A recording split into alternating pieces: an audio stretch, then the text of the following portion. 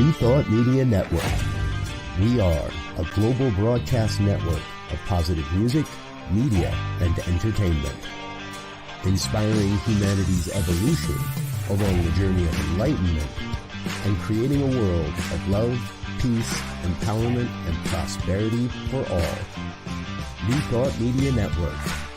Positively inspiring.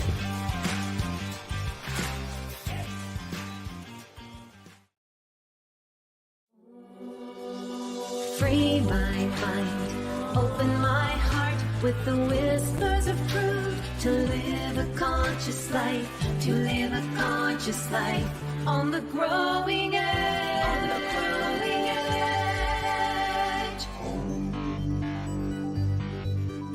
edge. And now, here's Ali. Hello and welcome back to Growing Edge Live. I'm Ali Benjamin, and it is my great joy to be here today. We have another wonderful guest today, and I can't wait for you to meet her. So if you're new to Growing Edge Live, we are all about supporting people, inspiring minds, healing hearts, transforming lives, and expanding consciousness. We have conversations with people from all walks of life that are channeling their time, their resources, their love, their passions, their creativity into doing good work in the world. And today we have Reena with us, Ginwala from India. And I know that you're going to enjoy meeting her and diving deeply into our focus for this week, which is grief. And I know grief can be something of a heavy topic, but I know that the insights that we share today about the two sides of the one coin of grief, which is grief and love, that are connected by this thin rim of grace. And so we're going to share our insights, our strengths and hopes and stories. And Reena is someone that has worked with people all over the world to create connection, love, peace, harmony.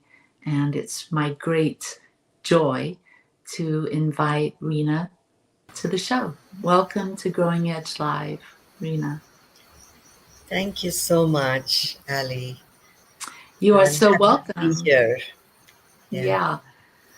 So where are you? I live in the Himalayas, in Dharamshala, which is, in northern India. And it's a rural area where I see snow peaks and farms and flowing rivers. Beautiful. Yeah. Beautiful. Let me mention a few things about you. You are a certified nonviolent communication trainer, a mediator, healer, author, grief counselor, and an executive coach. That's a lot. Yeah. I wear a lot of caps and hats and coats to find my way to stories of other people's lives and how their hearts hold their lives, and how it could be different when I accompany them. Beautiful. So we were connected by a dear friend, Nithya Shanti, who actually is going to be on the show next week. So everyone will get to meet him. And Nithya and I have been friends for some time, and he's visited us at the thesatyacenter here in Utah and has shared a lot of real wisdom and brought to our community a sense of empowerment and taught us about the importance of being present to the moment and finding joy in the simple things in life. Mm-hmm. And him and I have had many discussions. He came to me right after my son passed away, and we spent some time together talking about grief and connecting in that space of hope for staying connected to loved ones. And so when I connected with him recently, he mentioned your name and said that you and I could collaborate and really bring some comfort, some solace to those that maybe are suffering from a loss or struggling with their own grief. And so I'd love everyone to get to know you a little bit. Tell us a little bit about your origin story. What was your life like when you were a little one? Was your family religious or spiritual, or how did all of your environment, your culture, your family affect you growing up? Yeah, thank you, Ali, for your interest in my life. And it's such a privilege to have this space to share who I am and where I come from and what inspires me, what has helped me to make sense of my world, and how I want to show up in the world at large, which also includes my inner world. So I am a third daughter to my parents, and I'm a third out of four of us, all girls, and born in a Hindu family in a small town in West India. And in those times, I'm 63 now.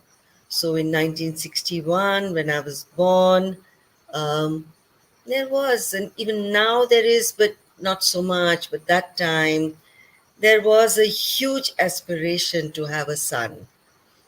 And being a third daughter, I I sensed that there was some disappointment. And though I haven't lived with that, I haven't felt that.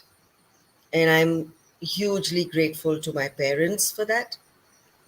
And yeah, so why I'm mentioning this is because that did form some kind of a context in my early years when I heard from, because we were in a joint family, uh, 10 rooms, 10 kids, and three families with grandparents living under the same roof. And the best part was all of us gathering around the dining table. So it was quite something. And I heard a lot of times that you are your father's son. And I would get confused. And sometimes that would also mean I should be bold and, not cry, things like that. And I remember laughing a lot. I was quite jovial and free spirited. I loved sports. So maybe because I loved sports and outdoor sports, it seemed that, yes, I had the boy energy in me. And then, yeah, when my father, I told him once that I am your son. And he was quite shocked, because sometimes all these murmurs are happening around the women in the house. And, and men don't come to know of it much. But when I told him that I am your son, and I was so proud, he said, you are my daughter. And I love you as you are. And you are Shakti. You are powerful. Don't ever forget that. So there was a confusion in me at the same time. Being my father's daughter, his voice was the loudest, in my heart, in my mind. So I think I got saved that day when he said, you are Shakti and you are a woman, a girl. So that gave me permission to cry. And I remember, even now I have some kind of tears, but I remember I would be laughing and suddenly I would cry. And I wouldn't know why. I wouldn't know why. And that time I just kind of dealt with the shame of crying, or the kind of shyness of it. But somehow I let it be. Hmm. Yeah. So So it was at that point where you sort of softened into that, the more feminine side of you. I can yeah. really relate. I was an only child, and my father raised me. My mother had moved out of our house when I was 5, and I also felt like my father's son, and really um, wanted to, have that strength. And so I can imagine him. What age were you when he said that? I was around 10, as I remember. So So that before puberty, when I was trying to be like a boy, but I was kind of reminded that I'm a girl and a beautiful one. mm, mm, Yeah. yeah, that must have been a shift and a change, and maybe where you first started feeling those deep emotions that come from, we get so identified with who we think we should be, or the Yes. role that we, our culture, our societies sort of encourage. And so from that point on, you were able to balance that, the male and the male and the female aspects of your energy. Yes. And the fact that my father said Shakti, and in India there is this um, Shiva. Shiva is another very prominent god that we believe in, and Shiva is considered to be Ardhanareshwar, half masculine, half feminine. So with his consort Parvati, there is that sense of oneness and interdependence, and that was beautiful for me later on in life when I got married at 20, and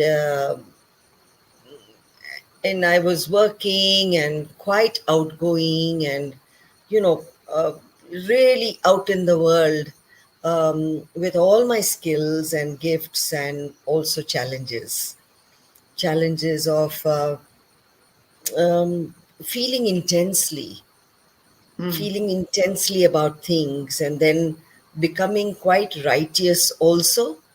The teenage me, and then the later on, the young 20-year-old was like, this is right and this is wrong, and this is how things need to be. And, it was quite brash and abrasive to be around. I mean, the energy was quite that. And somehow, yeah, I think I kind of navigated that. Um, but it did catch up. It did catch up with me later on. And um, yeah, so I would say that the masculine energy and traits and the feminine traits that we somehow, give to our being human helped me balance and really be more effective in the world, except for the edges were sharp. So when we're talking about, the growing edge, and our theme for today, I have walked on that thin rim constantly and fallen off, been pushed off, and yeah. And when my children were born, when I was um, 24, I had my first daughter, and then another one, and then another one. So 3 daughters. I think they softened me, mm, and they kind of brought out that tenderness, that love, that kind of acceptance and openness to life, to nurturance. Hmm. Yeah. So were you working in the world, as Yes, you were having children, or yes. what were you working? Yeah, at 19, I started a restaurant with that time, my first love, whom I married later on at 20. Yeah, at 20, I married, but we started the restaurant when I was 19 and he was 24. And for 17 years, there was like no looking back. We just run restaurants, shut them because our first one failed. Then we started another one. So it was quite a roller coaster ride. And I was in the world of business and enterprise, and also being a mother and being a daughter-in-law, in the society, also managing all the relationships, between families. So yes, there was a lot of all that, and I think most of till I was 27, 20, till I was 30, things were fine. uh, you know, I mean, internally things were fine. Externally, yes, there was restaurant business failing, and then we started another one. But internally, I was fine. Hmm. At 30, I kind of faced my first shock when my husband then fell in love with somebody else. Hmm. And I was like, how can this be? So the real lived constant um, experience of grief and loss um, came then, you know. In general, before that, I realized as I grew up that my tears were about compassion, about if I saw something around me, there are so many poor people, so many children being beaten at sometimes, like parents also, or hungry kids, or animals suffering. So that was more the source of my tears, or the reason for my tears. But later on, this personal grief came as quite a shock. Hmm. And my journey with grief started then in my. In your culture and in your family, how is that dealt with when someone is experiencing a loss of a marriage, or is that Yeah. you talk about your family, you having an extended family, a lot of support in that, Yes. I would imagine. Yes. Yes. Support and a lot of advice, a lot of shoulds. Oh, you should ignore this. Oh, he's just lost right now, but he'll come around. So a lot of shoulds on me, and also blaming to some extent that you should know how to talk better. Um, you don't dress up well, you look tired, no wonder he's attracted to someone else. Mm. So blaming me, and somehow I just felt horrible, to the extent that I think when at 35 or so, I tried to commit suicide. Mm. And it was so sudden that in a fight where I took help from my mother-in-law. She loved me, she tried her best to support me, but there was this sense that blood is thicker than water, and also the conditioning that women need to uh, you know subdue themselves and adapt. uh, I think was also her conditioning. So Mm. um, I have done a lot of work um, understanding her and accepting that she did her best. Mm. But in one of those times of possible reconciliation and dialogue, something happened, and I heard I don't know who said it, my husband or her, that I heard that it's my fault that the marriage is in shambles. And I said, okay, if it's my fault, I shouldn't exist. So I ran up to the roof and tried to jump off. And yeah, it was 3 floors. So I don't know whether I would have died then if I had jumped off, but they both ran after me. And they stopped me, and I was quite powerful, you know. I mean, I had so much power in my grief and in my, yeah, that anger at myself, you know. The anger was at me, that this person who was a high achiever, who was successful, had failed. And I didn't deserve to live, you know. So, of course, they kind of brought me to my senses. And then there was the shame that, oh my God, you have a mental problem, you know, you are not okay. There's an imbalance. So, from blame to shame and pity, you know, and all these things, along with the grief of loss of a loved. I mean, he was my first love. We did have great years together and 3 beautiful kids.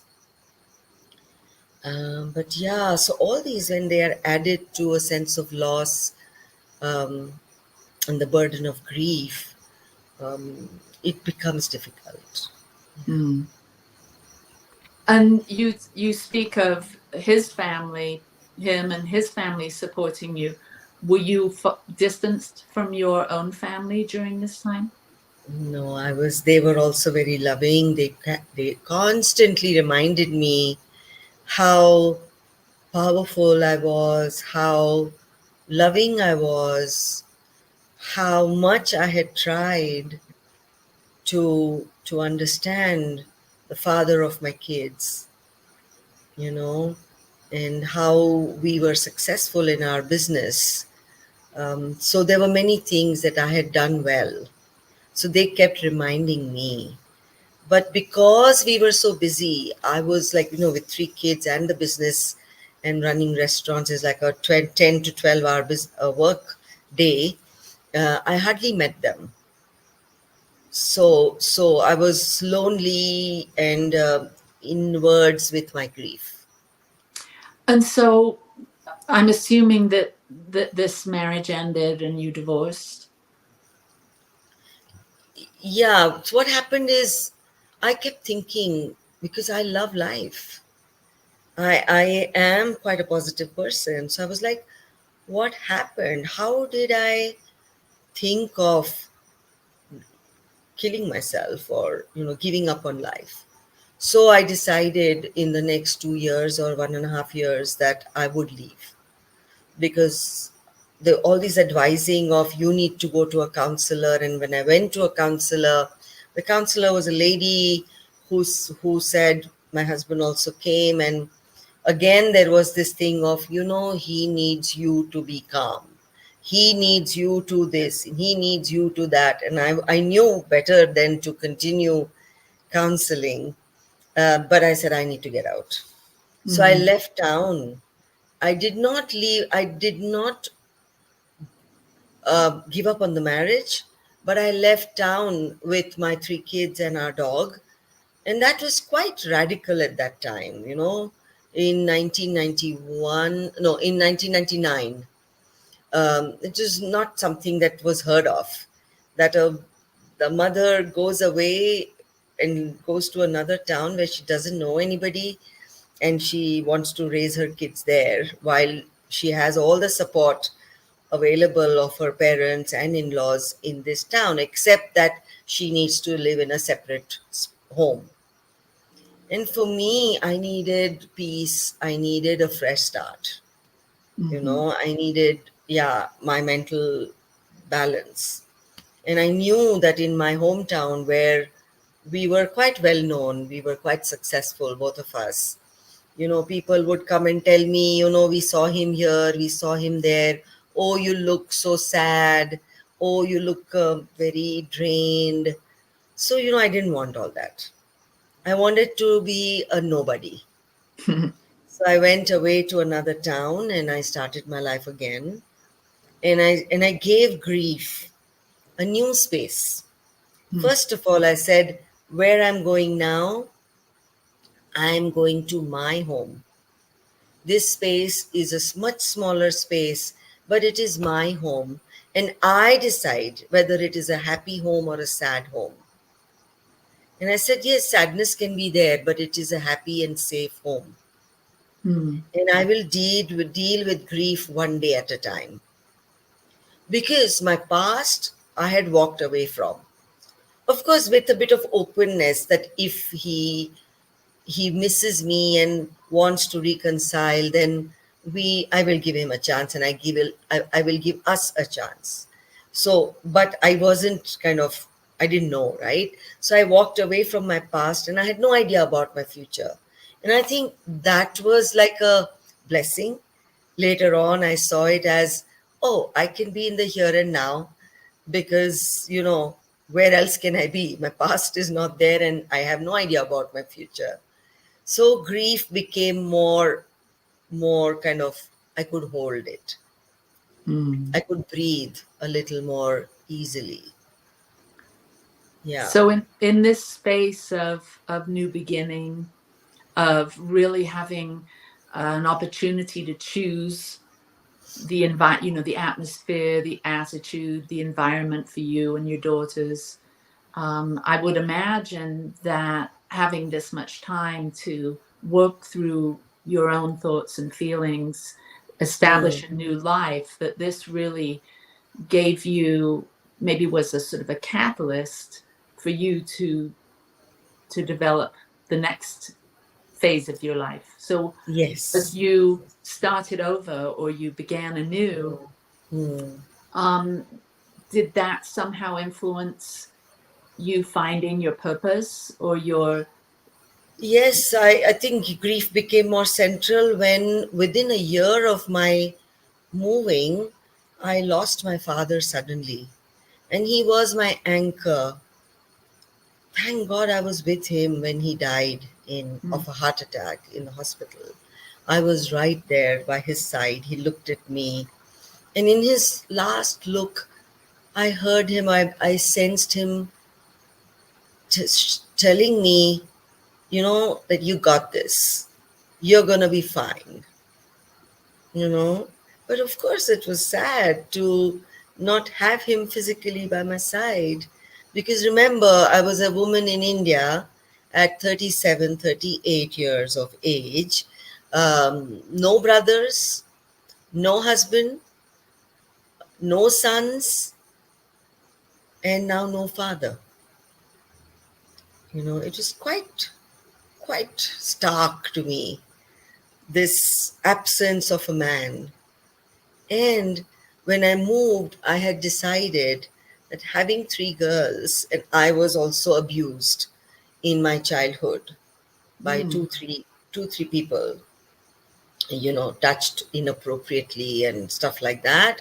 Cousin, a cook, a stranger, an uncle. I mean, my face just goes like, ugh. So I guess sometimes those must be the moments of tears, of knowing without giving words that this is not okay, what's happening. So anyway, but it didn't luckily frame my life a lot. It did not. I was able to love. I was able to enjoy love, enjoy touch. I love it. And in that sense, I guess somehow I survived, or I more than survived. But when my father passed, this whole thing of grief and love became more apparent to me. Yeah. Why is this grief so intense? Because love is so intense. Yes. Well, we're going to come right back. We're going to take a very short break, and then we're going to talk about the intensity of love and grief. See you on the other side. Thank you. Please help us say thank you to our organizational sponsors, including the Hefferland Foundation, Affiliated New Thought Network, International New Thought Alliance, Science of Mind Archives and Library Foundation, Center for Spiritual Living Denver, Center for Spiritual Living Midtown, New Thought Philadelphia, Planned Happiness Institute, Summit Center for Spiritual Living, One Heart Retreats, Center for Spiritual Living on the Lake, Unity Kitchener, Unity Spiritual Center Ottawa, Om Center for Spiritual Living, thesatyacenter, Begin Within Ministries, Center for Spiritual Living North Jersey, Unity of Savannah, and the Center for Spiritual Living Seattle, as well as all of our individual donors. Thank you for being part of the New Thought Media Network. Please like, share, and subscribe. New Thought Media Network, positively inspiring.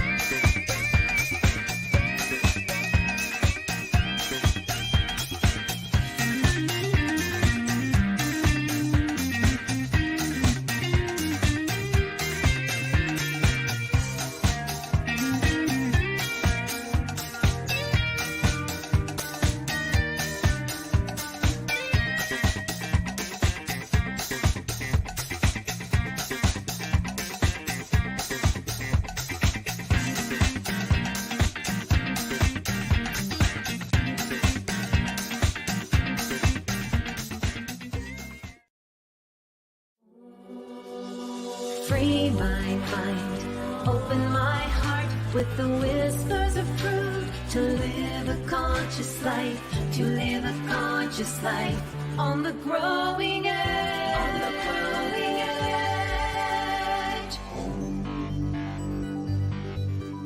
edge. And now, here's Ali. We're back. Hey. So, Reena, you were talking of losing your father and feeling the intensity of both grief and love. And how did that become the gateway, if you will, or the catalyst for you finding your purpose and the work you do in the world now?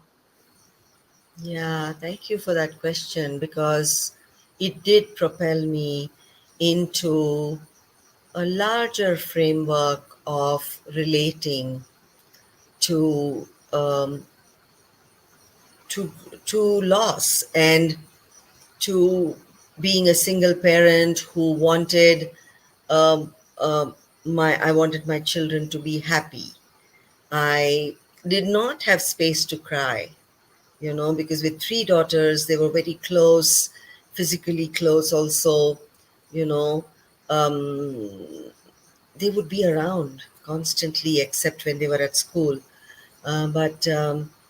So I didn't have space to cry, We all slept in the same room, though we had two rooms. I loved those times, when on a double bed, it was just all of us and our dog on the bed. And, so I did have a lot of comfort, of touch and togetherness in my grief. And that, I think, was helpful. And the fact that I had a purpose to bring happiness, to raise my girls as happy people. Sensitive, yes, because they'd already gone through so much. Their father would visit us. So again, that was also another interesting thing, to change my relationship with him from my first love and my husband to the father of my kids, and then to say, let's just be a good family, or a functional family. So all those different areas were the cornerstones of my work in the world. Mm, you know, because nonviolent communication came to me then mm. in 2006. So I know that you lean heavily on the nonviolent communication and then the mystical teachings of Kabir, and you woven these two passions of yours Yeah. together to create a support for others. Um, so can you share a little bit about the work that you do now? Um, Yes. yeah. Yeah, because I have a huge practice in supporting parents of adult kids. I mean, I'm saying kids, but it's like, the transactional analysis part, that many times in our relational spaces, we function as parent child, or sometimes I become the sulking one and they have to parent me, and from that dysfunctionality to how can we be adult to adult, um, people relating with tenderness, with open hearts, and with our own truth. It's okay to be honest and be sharp about something that's important. And nonviolent communication helped me to soften the edge of righteousness and moralistic judgment to what are the values that we as a unit of three girls and we want to live in our space, you know. So Mhm. I got more oriented towards integrity, honesty, safety, dignity, mutual care, empathy. These are needs in nonviolent communication, but there also are values that Right. motivate So some people us. may not know or have heard of nonviolent communication. Can you give us a little nutshell, Yeah.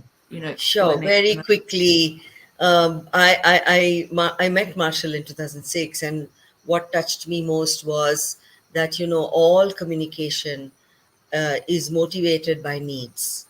So whatever we do or choose not to do, there is a need behind that. So if I want to be heard, then I may reach out to somebody, or I may even shout. So it may be like a tragic expression of a need where I believe my voice doesn't matter, then I may shout, you know. But when I unpack that, I know that it's a combination of me wanting to be heard with a sense that I matter, Mm. you know. So nonviolent communication is about the intention to connect with myself through empathy, and from that heart space to connect with the other.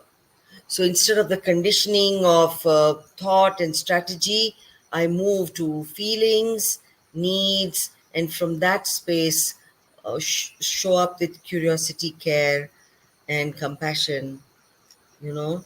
So that's what helped me to slow down, to repair, to recover when I sensed in my body some disconnect with my kids or somebody else. I could hold that and say, what's going on? And Mm. then unpack slowly where was the disconnect or the conflict. So in any case, I jumped into conflict and made a bigger mess. But my motivation to learn NVC was to learn it so that I could navigate and repair and even have skills to reconcile in conflict. So my own divorce happened much later, after 12 years, through a practice of mediation. And yeah, so we kind of navigated that through nonviolent communication. which helped us to look at connecting through our needs and then saying, okay, putting all the needs on the table, even if we can't meet them, we consider them and then we say, okay, what is the best thing we can do to meet these needs or to consider these needs?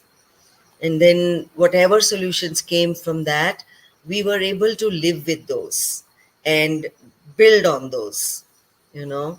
So now we're a blended family. My kids are 38, 32, and 31 years old. They have their purpose in the world. I have my purpose, which is of from inner family reconciliation to social change to conflict resolution to inner transformation to diving deep into grief as a way of healing and feeling life fully, because grief numbs us. So how do I be with it with a sense of an oxygen tank, so that I can feel it fully without that fear of drowning, but kind of rise from that with a sense of, wow, so pain is a given, suffering is a choice. That's what I learned from Kabir and nonviolent communication. I'd like So to share a little bit about Kabir, but yeah, you have something to say? yeah, so because we have a slide that we want to share, before we share that, tell us a little bit about how you came across the teachings of Kabir and how those now Yeah, intersect with the work you do in the absolutely. world. So these gifts have come to me, I was nonviolent communication is not something that I attended as a choice, but I was running a center where I was told there will be 88 people, and my boss told me that we are sponsoring a program and please take care of everyone. And Marshall came down, and it was an intensive training of nonviolent communication for 9 days. And on day 3, they said, please jump in, please learn. And I was already a bitter, lonely, angry, like, constricted person inside, showing a nice, happy face outside. But that's when NVC came to me as a gift, and I learned and learned and learned. And Kabir, one time, I was working at a college when there was an invitation to invite folk singers to college, and I was the person to coordinate that. And this lady, Shabnam Virmani, said, we are having a 6-day retreat on learning with Kabir. And we learned about Kabir in our school. So I knew about this mystic weaver poet of 15th century India. So I said, yes, yes, I want to learn, because my own Indianness was very central to me, always. So I was born a Hindu, but not very religious. I was more into spirituality. I went for Vipassana meditation to calm down, to stay stable. So Kabir, I went to the village for a Kabir Yatra, like a journey with 1,000, 5,000 people, because Kabir's tradition is an oral tradition. Since 700 years, that Kabir is of the people, you know. So that's how I picked up my insights, and I created a toolkit called Kabir Samagri, uh, which is a set of cards and a reflection journal. Because I said, if this wisdom is like precious seeds, I want to plant these seeds into my life. So each card is like a seed of wisdom, and there's a reflection with it. So it's like, okay, I'm planting the seed, and when I do this practice, the plant, the wisdom is going to grow. So In Kabir is sort of central to one's personal devotional life, a spiritual life, and I would love the slide to come up so we can look at these chants Yeah. or these mantras. Yes. Would that be the term? Yes. Yes. Thank Yeah. you. Can you show how we could use this first Yeah. one? Yes. So these two slides, and I'm showing the first one now, where you see Kabir is sitting on the left bottom corner, where he's looking at the world and how everyone in the world is getting kind of, crushed in this. In the center, there is two grindstones in the villages in India, when you put grains of wheat into the center, then you kind of turn the upper stone, then wheat becomes flour. So Mm. the metaphor is that Kabir says, "Chalti chaki dekh kar diya Kabira roye, dui patan ke beech mein sabut bacha na koye." Between the two grinding stones, nobody is safe. And these grinding stones are of suffering and ignorance. Mm. Why me? That sense of suffering and ignorance around fear, sense of separation, and things like that. So Kabir is in despair many times, and so am I. When I look around at the political scene, the economical disparity, the rich becoming richer, poor becoming poorer, the state of women and children in India, absolute disrespect and lack of safety. Mm. It's sad, and I have huge despair and overwhelm. But these insights and this staying with grief as a process, to breathe and to kind of, hold my body and kind of envelop myself and to share it. Grief when I'm alone, it's scary. So I accompany, I share, and I also hold space for grief as a collective grief, you know, and that's when it kind of reduces, um, and it's shared as a value, as a longing, that we all have the same aspirations for our humanity, for our environment, for our animals, for our water, soil, and air. So this is where Kabir says, all is lost. And rather than numb myself to it, to be a witness to that wow, at this moment, I am overwhelmed with this sense that I'm helpless, that what is happening is beyond my control, or anybody's control for that matter, and we are lost. Knowing that it's the state that I am in now. And of Mm. course, there are facts to prove that. Mm-hmm. And then, if you can show the other image at the bottom, yeah, then there are times when Kabir says that Chaki chaki sab kahe, kili kahe na koi, jo kili se laga rahe, wako bal na baka hoy. In this Varli art, you'll see in the second image, there is that the top part where you're staying in that space of blame, of of all that is wrong, and fear, that this one person is standing and the other seems much bigger and scarier than they are, so the reality seems much scarier. And of course, sometimes it is in war and stuff, it is. At the same time, to kind of, say what is Kabir drawing my attention to is the pivot. Mm. You imagine the wheat, the grain of wheat falling in the center of the two stones. The one that falls in the center near the pivot stays whole. Mm. When you open the lid, the upper stone, you'll see some grains of wheat are whole. And that's the point that Kabir makes, that if I stay with my integrity, then no harm can come to me. So, can I be in a calm, alert state and step into the field of courage to Mm. show up in the world to say, stop, no war, no harm, whatever it is that we want to say stop to, and say, what's happening? So, nonviolent communication helps me to be open to dissolve the enemy image and to wonder about what is this tragic expression of this person's behavior indicating.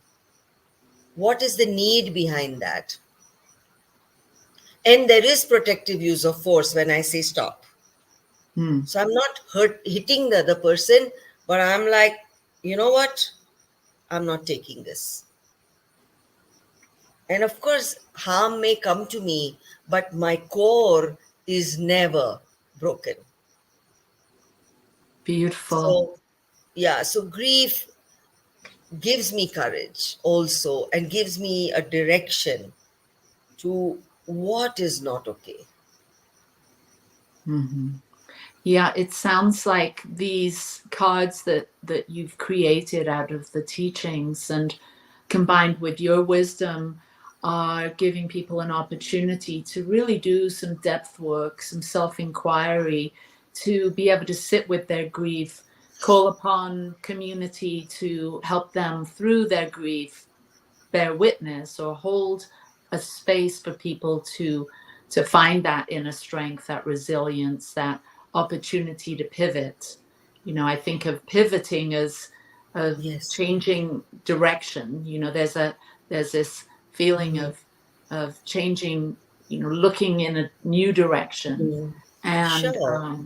sort of merging with the greater truth that's Yeah. available when we feel completely seen, heard, considered, when we take time to honor ourselves and we step into a place of being being at peace with what is, even in the grindstone or the turmoil or Yes. the loss. There's an Yes. opportunity to, you know, find our way home to the that infinite, eternal, um, always changing but not going anywhere, you know, Mm. presence that we are. Yeah.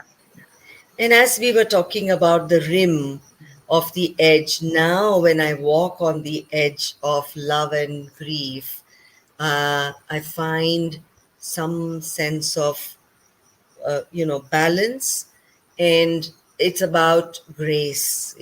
Grace holds me firmly, gently, and I can be human. And that means that, you know, I experience resonance and oneness.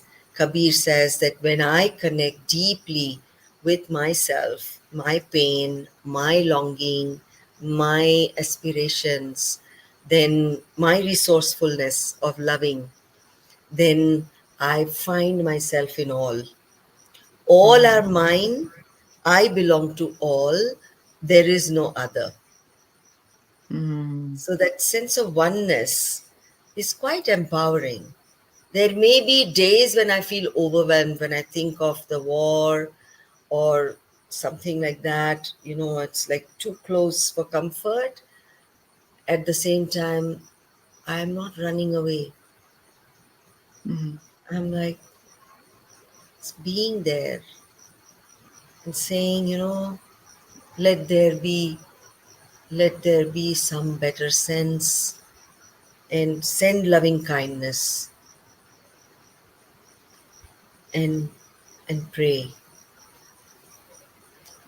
So, Yeah. helplessness to resourcefulness, and this journey is from despair to hope.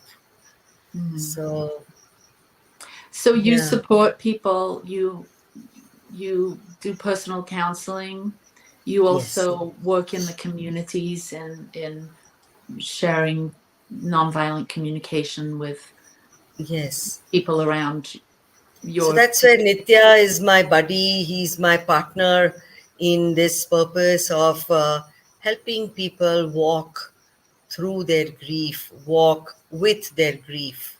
It's not that you're going to walk away from grief. No. When we walk through a very personal grief, like last week, I met somebody, whose wife passed away. My daughter and I are grieving about our 16-year-old dog passing away. There are many reasons to grieve, So we're not walking away from it, but we are expanding our capacity to hold grief, and to that extent continue to love and bring back love into our world, into our relationships, and to expand it, so that I can hold collective grief also. Because that's when there is real uh, uh, healing and recovery. Mhm. Yeah. So I always close or end our show with this question. Um, there's a song, and part of the lyrics go, "What the world needs now is love, sweet love." You've probably heard Mm. of the song. And I'm wondering, what does the world need now at this particular time, as we're all here on the growing edge of our own evolution? What do we need to know? What do we need to experience? Let me check in, because it's a huge question and a very essential one. I think love needs to embrace grief, to Mm, walk towards grief and not be scared of grief. Because when we do that, we are also opening up to love. We're also opening up to forgiveness. And when we do that, or gratitude, I cannot forgive, but if I have gratitude, then I can the pivot, no? When we talked about, like, when I can be grateful for some small things, then I can say, okay, this happened and it's not okay, but I want to not be in that space of hatred. I mm, want to forgive. Somebody says, oh, forget it, then I'm like, no, how can I forget it?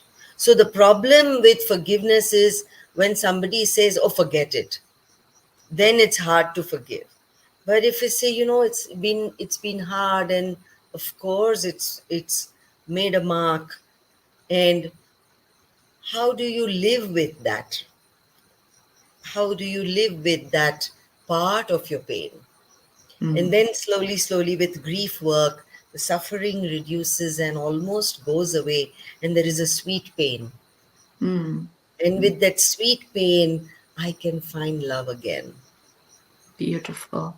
Well, Reena, thank you so much for being my guest today here on Growing Edge. It's been such a joy to hear your story, hear about the work that you do in the world. People can connect with Reena through her website, and we're going to post that now. And that's, Thank you for that. yeah, And yeah. I And surely want to expand this area of our healing. yes, beautiful.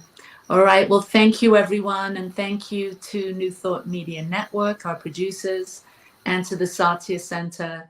And if you are experiencing suffering and you would like support through grief, through loss, or whatever challenges might be facing you, please connect with us at Satya Live or Growing Edge Live at gmail.com. And next week, we're going to have Linda Frazee, my Enneagram coach. And thank you all for being here today. I hope that this beautiful teaching of love and grief and the binding edge of grace has supported you on your journey. And peace and blessings. Lots of love to you. Bye-bye. Free my mind, open my heart with the whispers of truth. To live a conscious life, to live a conscious life on the growing edge.